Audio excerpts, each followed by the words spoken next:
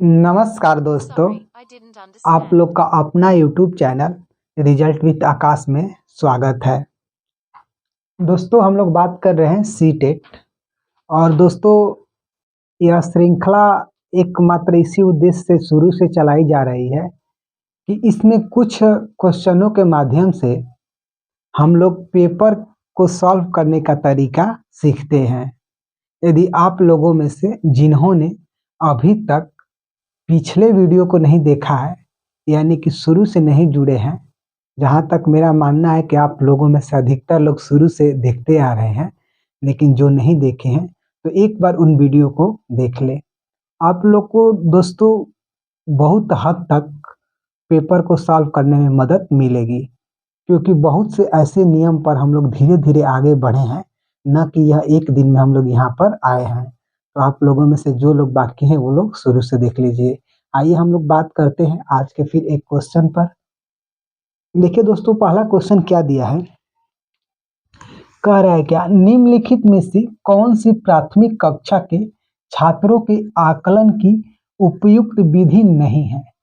देखिए पहला हम लोग का मूल मंत्र क्या होता है कि जब भी नहीं शब्द आए तो उसे गोला करेंगे, क्योंकि नहीं की वजह से हम अपना एक दो क्वेश्चन नहीं खोएंगे। मतलब कि क्वेश्चन में नहीं लिखा है और जैसे ही हमने पहला पॉजिटिव ऑप्शन पाया तो हम उसे टिक मारकर आगे निकल जाएंगे। लेकिन देखिए आपको पहला ऑप्शन भी उत्तर मिल जाता है, तभी भी आप चारों ऑप्शन को पढ़िए। और दोस्तों अब हम लोगों के पास जैसे कि समय बहुत कम रह गया है, तो इस समय क्या करना चाहिए कि जो भी आप प्रीवियस ईयर के क्वेश्चंस को करें तो उसमें सही उत्तर को पहचानें और साथ ही साथ दोस्तों गलत उत्तर को भी पहचान कीजिए। उससे क्या होगा, आपकी समझ बढ़ेगी।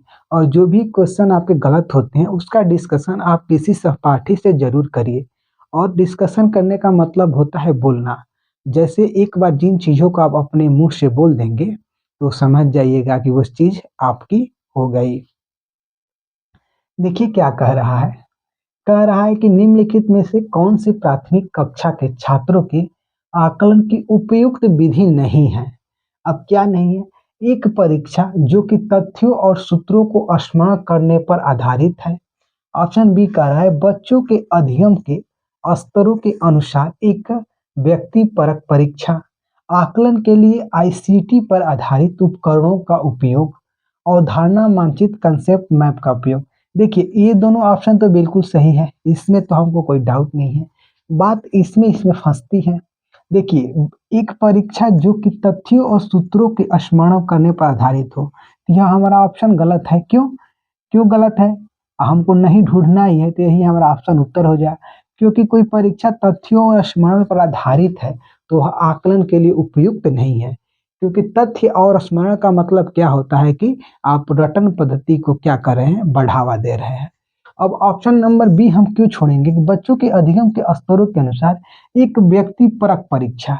यानी कि देखिए ये नहीं है कि आकलन का मुख्य उद्देश्य क्या होता है, आप इस बात को समझिए। आकलन का हो मूल्यांकन का हो, इसका एकमात्र उद्देश्य क्या है, बच्चे को आगे सिखाना और कहाँ पर कमजोर है इसका पता लगाना।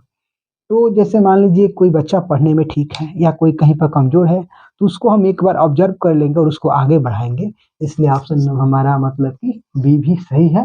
लेकिन चूंकि नहीं ढूंढना है तो हमारा एक गलत है, तो यही हमारा क्या हो जाएगा, यही हमारा उत्तर हो जाएगा। आइए फिर हम आगे बात करते हैं। जियो बोर्ड पर आधारित क्रियाकलापों से परिचय देने के लिए अति उपयुक्त कारण हो सकते हैं। देखिए जियो बोर्ड पर आधारित क्रियाकलाप, ठीक है। जैसे हम लोग जियो बोर्ड के बारे में मतलब जानते हैं, जैसे डिम्स ब्लॉक को हम लोग पढ़ा है कि डिम्स ब्लॉक का प्रयोग कब करते हैं। तो आप लोग जानते हैं कि डिम्स ब्लॉक का प्रयोग मात्र 5 चीजों के लिए विशेषकर की जाती है। एक तो जब भी आपको स्थानीय मान समझना हो, ठीक है। और उसके बाद आपका जोड़ के लिए, घटाना के लिए, गुणा के लिए और भागा के लिए। वैसे ही जियो बोर्ड की बात कर रहा है, तो देखिए क्या कर रहा है, अधिगमकर्ताओं की रेखाओं और कोणों को पढ़ना। इस ऑप्शन के बारे में हमको कोई जानकारी नहीं है, तो मान लीजिए कि हम ऐसे रखते हैं, अधिगमकर्ताओं को भिन्न प्रकार के त्रिभुजों को पढ़ना, ठीक है। अधिगमकर्ताओं को आयत पढ़ाना, ठीक है। विभिन्न ज्यामितीय अवधारणाओं की जांच अन्वेषण के लिए मूर्त प्रदर्शन हेतु। अब देखिए जियो बोर्ड का उचित में प्रयोग क्या है, तो ज्यामितीय अवधारणाओं की जांच करना। अब देखिए रेखाएं आ गया, या भिन्न प्रकार के त्रिभुज आ गए, या आयत आ गए, ये सब क्या है, ज्यामितीय अवधारणा है, ये सब ज्यामितीय फिगर है। तो हमारा ऑप्शन नंबर डी ऊपर के तीनों ऑप्शन को अपने अंदर क्या कर लिया है, तो सारगर्भित कर लिया है। आराम से दोस्तों, तो आप लोग को पेपर देते समय इस बात का ध्यान रखना है, यदि ऐसा कोई ऑप्शन मिलता है जो अपने ऊपर वाले ऑप्शन को अपने अंदर सिमट लेता है, तो हमारा वह उत्तर होगा। तो हमारा ऑप्शन नंबर डी इसका उत्तर हो जाएगा। अब क्या करा, स्मृति विषयक युक्ति कौन सी है? स्मृति विषयक यानी स्मृति हम जब भी मेमोरी लेवल की बात करते हैं, मेमोरी में का मतलब कि याद करने की बात करते हैं, तो उसका युक्ति क्या है? वह तकनीकी जो याद करने में मदद करती है, संवेगों के नियमन के लिए तकनीकी, एक प्रभावशाली व्यवहारवादी युक्ति, प्रक्रियात्मक ज्ञान का उपकरण है। तो यह क्या है? वह तकनीकी जो याद करने में हमें मदद करती है। ऐसे क्वेश्चन आए तो आप याद करने शब्द से मत भागे, क्योंकि ये स्मृति का कार्य है। ऐसे क्वेश्चन भी एग्जाम में पूछ लिए जाते हैं ताकि बच्चा थोड़ा सा डाइवर्ट हो जाए, तो हम लोग वहां पर डाइवर्ट नहीं होंगे। एक बार फिर आगे हम बात करते हैं। कह रहा दो संख्याओं का गुणनफल उनके क्रमों को पलटने पर भी समान रहता है, वह गुणधर्म कहलाता है। अब देखिए क्रम पलटने की यह क्या बात कर रहा है, जैसे कि मान लीजिए कि हम 5 में 4 से गुणा करते हैं तो 20 आएगा, वैसे ही 4 में 5 से गुणा करते हैं तो हमारा 20 आएगा। जैसे ए धन बी धन सी है, और फिर उधर बी ए धन सी, ऐसे करके जब भी गुणा किया जाता है उसके क्रम को आपस में पलटकर तो उत्तर हमारा समान रहता है, तो वह क्या कहा जाता है? वह कहा जाता है क्रम विनिमय गुणन। कौन सा नियम? क्रम विनिमय गुणन। ठीक, तो हम लोग को ऑप्शन नंबर डी इसका क्या हो जाएगा? ऑप्शन नंबर सी हमारा उत्तर हो जाएगा। आइए फिर हम लोग और बात करते हैं कुछ। दोस्तों आप लोगों में से जिन्होंने अभी तक अपने चैनल को सपोर्ट नहीं किया है, तो आप लोग सपोर्ट कर दें, और आप लोग का सपोर्ट क्या है आप लोग जानते हैं, लाइक करिए, सब्सक्राइब करिए और शेयर करिए। दोस्तों एक दो बात और आप लोगों को मैं बता रहा हूँ, सी-टेट के पेपर में कभी भी जाइए तो आप अपने को हतोत्साहित मत करिए, और बड़ा क्वेश्चन देखकर तो बिल्कुल हतोत्साहित मत होइए। क्यों? क्योंकि क्वेश्चन बड़ा रहेगा, लेकिन जैसे उसे आप पढ़ना शुरू करेंगे तो वो छोटा होता चला जाएगा, और कुछ क्वेश्चनों का उत्तर ऑप्शन पर डिपेंड करता है। ऑप्शन का मतलब, मेरे कहने का मतलब ये है कि 4 ऑप्शन दे दिया और उसमें से पूछ दिया कि ए बी सी सही है, बी सी ए सही है, तो वहां पर ध्यान रखना चाहिए कि हमको 2 ऑप्शन निकालना है। कभी देता है ए बी सही है, सी डी सही है, फिर कभी देता है 3 ऑप्शन वाला, तो वहां पर ध्यान रखना है जितने ऑप्शन निकालना है उतने हम बेहतर ऑप्शनों को सेलेक्ट करेंगे।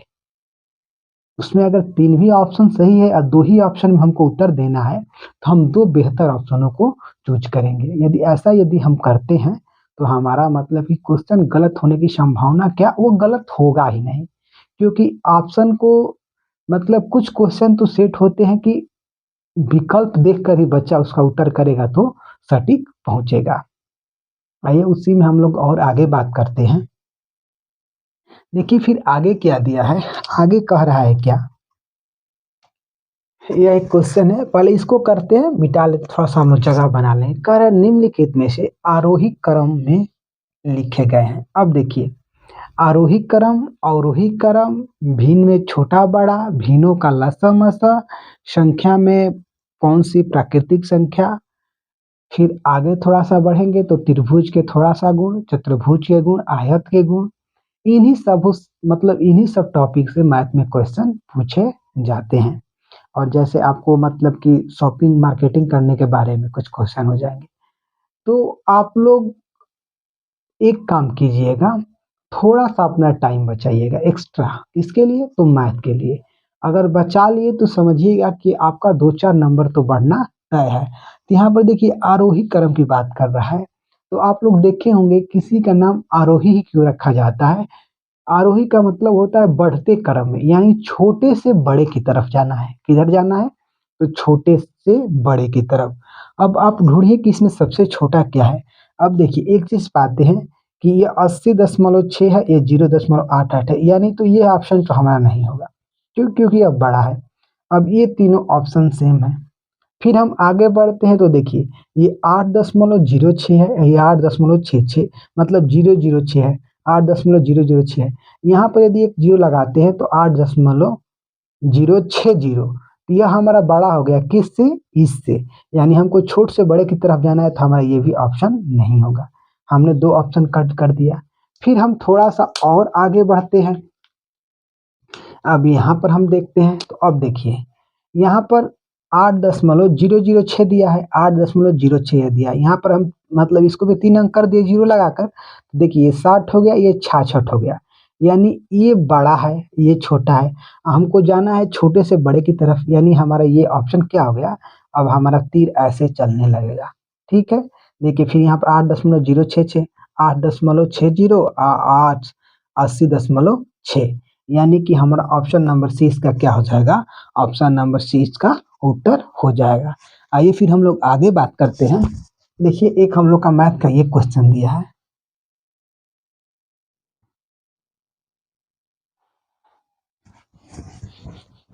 देखिए दोस्तों मैथ में क्वेश्चन बड़ा लिखा रहेगा लेकिन उसमें कुछ रहेगा नहीं। अब देखिए यह डायरेक्ट एक पन्ने का क्वेश्चन लिखा है, क्योंकि यह प्रीवियस ईयर में 2 बार पूछा गया इसलिए इस क्वेश्चन को लाया गया। लिखा गया ये पूरा एक पन्ने का, ठीक है ना? मतलब कि जब पेपर में आया है तो एक पन्ने का आया है। और चूंकि इसको करेंगे देखिएगा कितना छोटा होगा, कुछ है ही नहीं। बस इसलिए लिया गया इस क्वेश्चन को कि आप लोग समझिएगा, मतलब कि बड़ा देखकर क्वेश्चन को भगिएगा मत, नहीं तो सी टेट के सारे क्वेश्चन आपको बड़े दिखेंगे। मैथ का तो बिल्कुल दिखेंगे और पर्यावरण का। तो आप वहां पर अपने को थोड़ा सा स्थिर करिएगा, ठीक है? और ज्यादा दिक्कत होगी तो आप अपने साथ पानी के बोतल लेकर जाइएगा। जहाँ पर दिक्कत आए एक घूंट पीजिएगा, थोड़ा सा चिल करिएगा। आइए फिर बात करते हैं। देखिए क्या कह रहा है, विभिन्न गांवों में किसानों की एक दिन की मजदूरी नीचे दी गई है। गांव और एक दिन की मजदूरी।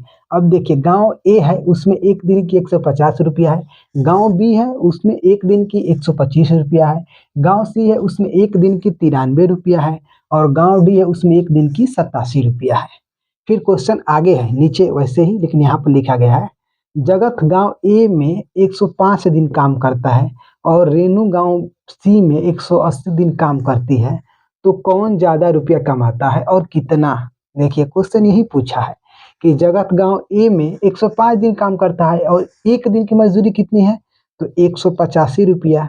तो 105 दिन काम किया तो कई रुपया कमाया? कौन? तो जगत। ठीक, तो अब देखिए कितने रुपया कमाया है। देखिए 50 25, 8 5 40, 2 42, 5 4 9, ये देखिए जीरो ये जीरो। फिर इसको हम बात करें 5 8 1, अब देखिए 5 2 9 5 14, 8 1 9 1, ये कितना कम आया? तो 19,425 रुपये। अब बात करें रेनू, रेनू की, तो 180 दिन काम करती है और एक दिन कितना किस गांव में कर रही है? तो सी गांव में, और सी गांव में एक दिन की मजदूरी कितनी है? तो 93 रुपया। 180 गुणे 93, ये जीरो हो गया, ये 24 हो गया, ये 5 हो गया, ये जीरो हो गया, ये 2 हो गया, 9 7 ये 16 हो गया। 8 9 72, 9 7 16, 0 4 7 6 1, ये 16,740 रुपया। तो एक तो क्लियर है कि जगत ज्यादा कमाया है। अब कितना कमाया है? तो इसके 19,425 रुपया में से आप 16,700 घटा दीजिए 40 रुपया, तो 5 हो गया, ये 8 हो गया, ये 13 होगा, तो 7 6 13 हो जाएगा, 8 में से 6 जाएगा तो 2, 2685 रुपया कौन ज्यादा कमाया है? तो जगत कमाया है। तो जगत रेणु से 2685 रुपये ज्यादा कमाता है, यानी ऑप्शन नंबर ए हमारा उत्तर हो जाएगा। आगे भी पढ़ लेते हैं। चारों ऑप्शन को आपको पढ़ना है, ये आदत आप यहीं से बनाकर चलिए। रेणु वह जगत से इतने रुपए ज़्यादा कमाती है, रेनू तो कमा ही नहीं रही है। दोनों सामान तो कमा ही नहीं रहे, तुलना नहीं किया जा सकता, ऐसा कुछ नहीं है क्योंकि हमारे पास सारे डाटा दिया है, तो हम आराम से कंपेयर कर सकते हैं।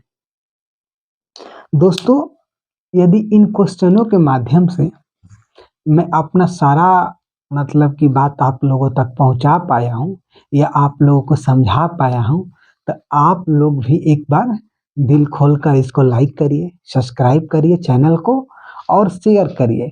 और आपको इसके डिस्क्रिप्शन बॉक्स में व्हाट्सएप ग्रुप मिल जाएगा या टेलीग्राम ग्रुप, दोनों में से आप किसी से भी ज्वाइन होइए। हमारे टीम के द्वारा जो पीडीएफ दिए जाते हैं वो आपको मिल जाएंगे। दोस्तों, हम लोग मिलेंगे एक और बेहतर वीडियो के साथ, तब तक के लिए दोस्तों जय हिंद।